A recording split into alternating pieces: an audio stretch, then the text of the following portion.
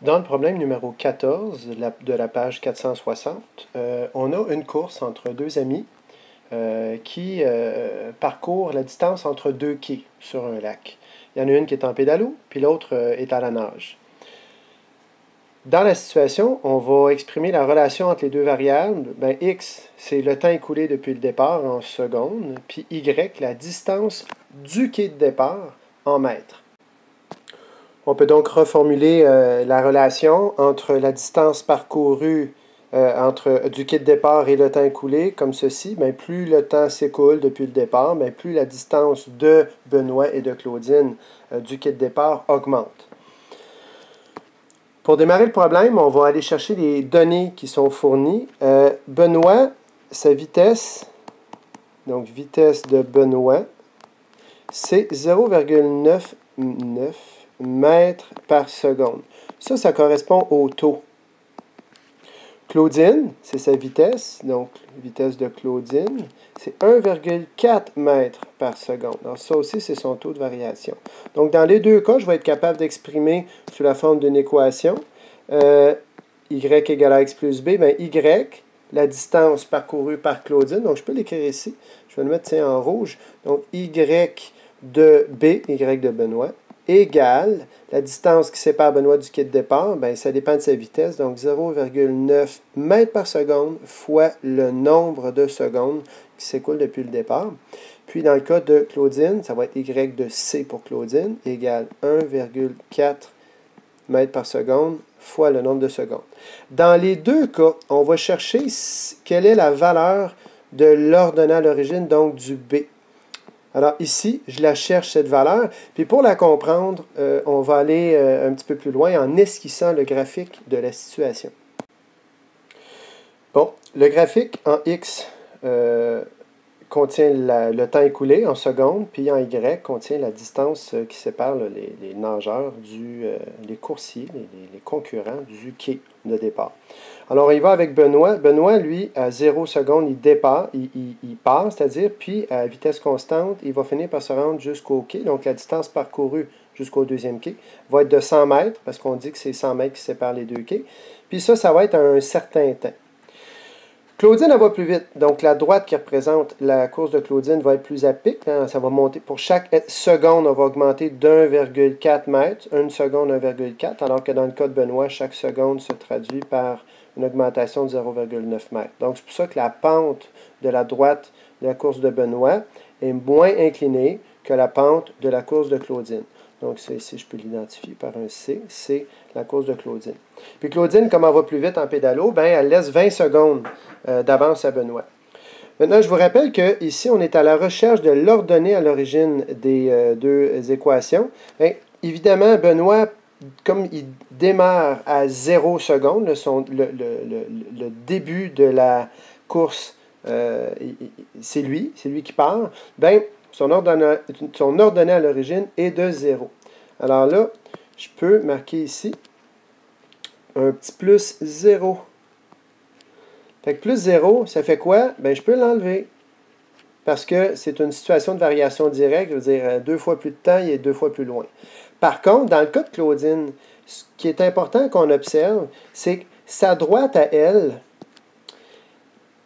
si on la prolongeait, parce qu'une droite dans le plan cartésien, ça va à l'infini dans les deux directions, là, elle croiserait l'axe des Y quelque part par ici. Donc, je vais l'illustrer sans pointiller. Il faut se rappeler de la situation du bain qu'on avait vu quand on avait vu les relations entre les variables et les fonctions.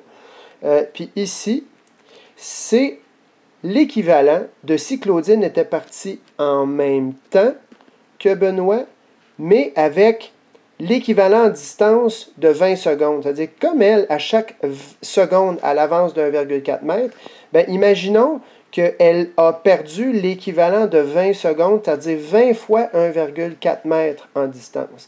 Fait qu'elle aurait pu partir en même temps que Benoît, mais partir à 20 fois 1,4 mètre plus loin. Fait que si je fais 20 fois 1,4 mètre, ça va me donner 28 mètres. Et là, 28 mètres, en fait, comme je suis dans le négatif, ben c'est ici moins 28.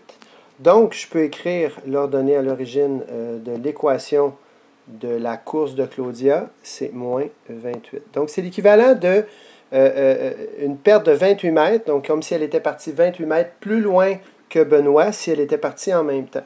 Alors, évidemment, dans la situation, elle part 20 secondes plus tard, mais elle pourrait partir en même temps avec 28 mètres en arrière, puis ça reviendra au même. Pour répondre maintenant à la question A du problème, je reviens ici pour être sûr de ne pas la manquer. Voilà. Alors, la question A, Claudine pourrait-elle rejoindre Benoît? Si oui, quelle distance aura-t-elle parcouru? On peut voir sur le graphique qu'elle rejoint Benoît ici. Les deux, au même moment, sont à la même distance du quai de départ. Ça ici, c'est la solution du système de relations linéaires et c'est la réponse à la première question. Alors, pour faire ça, je vais dire la distance de Benoît est la même que la distance de Claudine. La distance de Benoît, c'est 0,9x. La distance de Claudine, c'est 1,4x moins 28. Ce que je fais ici, c'est que je prends l'équation. Si YB égale YC, nécessairement 0,9x égale 1,4x moins 28. Alors, si ça, c'est égal à ça, puis ça, c'est égal à ça, ça, c'est égal, alors ça aussi, c'est égal. Je continue. Donc, pour la résolution, j'ai donc moins 0,9x qui est égal à... je fais moins 0,9 aussi des deux côtés. Donc, moins 0,9 x. Puis ici, je vais faire plus 28 des deux bords, plus 28 pour mes deux équations. Là. Ici, j'ai donc 28 est égal à 0,5 x. Et si je divise par 0,5 des deux côtés pour isoler mon x, divisé par une demi, c'est comme multiplié par 2. J'ai donc x est égal à 56. Donc, c'est à 56 secondes que Claudine rattrape Benoît. Donc, ils sont tous les deux à la même distance du quai. Puis alors, quelle distance aura-t-elle parcouru?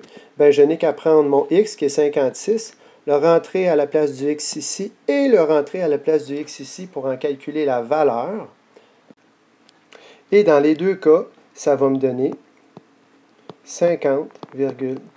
Alors, 50,4. Je rappelle que c'est important de rentrer la valeur de x une fois qu'on l'a trouvé dans les deux équations pour valider que le y va bien nous donner la bonne réponse. Alors, on a donc le couple solution. Ça, c'est la réponse à la question A. À 56 secondes, les deux sont rendus à même distance, c'est-à-dire 50,4 mètres.